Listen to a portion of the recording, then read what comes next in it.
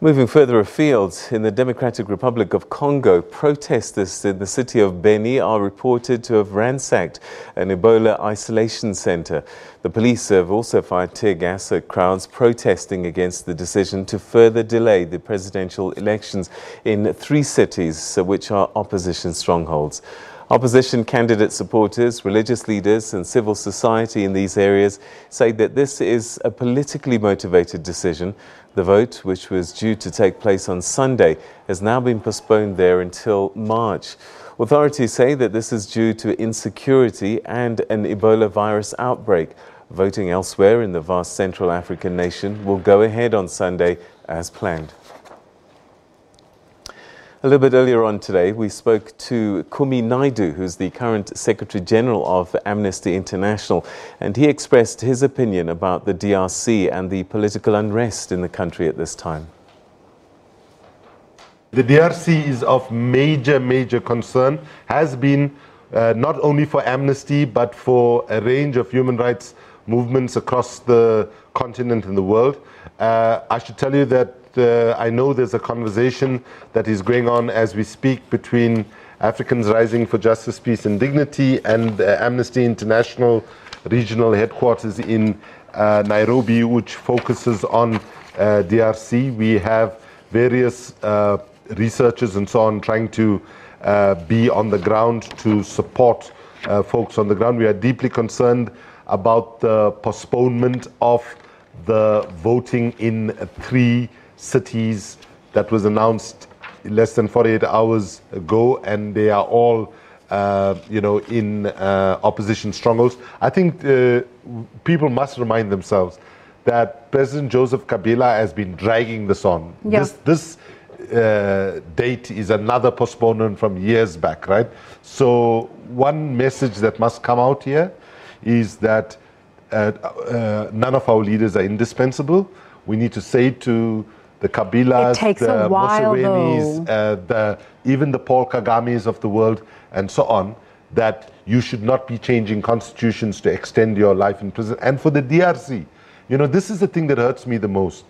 Africa is perpetually portrayed as a poor, desperate, bankrupt continent. But let's just be clear.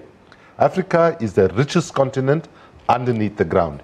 You name it, we have it, right? And precisely because we are so resource rich, too many of our leaders have made deals with powerful people in rich countries around the world, and they have prioritized their own wealth accumulation against that of the people. So, and the DRC, more so than any country in the world, right, is one of the most wealthiest countries, and that is why there's in how we analyze what's going wrong there, we also need to analyze the culpability of powerful foreign governments that are playing political football because of things like cobalt, which you need to build cell phones, and 50% supply of cobalt or more is in the DRC. At a global level, we have Amnesty International and all those other NGO and activism bodies. Locally, we also have that. Every country has that.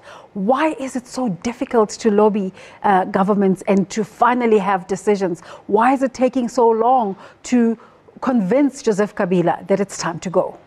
Because far too many of them have far too little competency to do anything else but to capture power and cling to it, because they actually don't. Listen, the only profession in the world where you don't need any qualifications is to be a politician. Just need to put your hand up.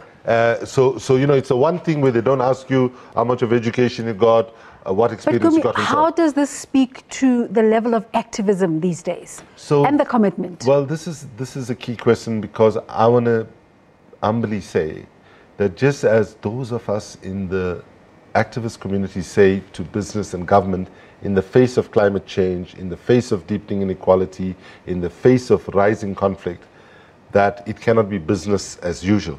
We in the activist community have to also say it cannot be activism as usual. And I want to say there are 2 big changes that we as activists need to make.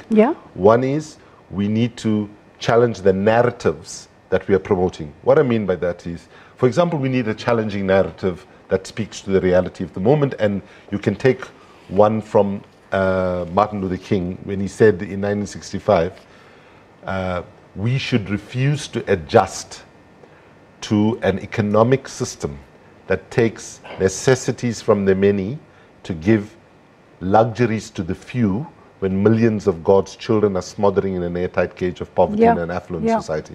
So we have to address the question of how do we share resources on a finite planet, right? So that is something we must be willing in a civil society to say the current economic system is not working.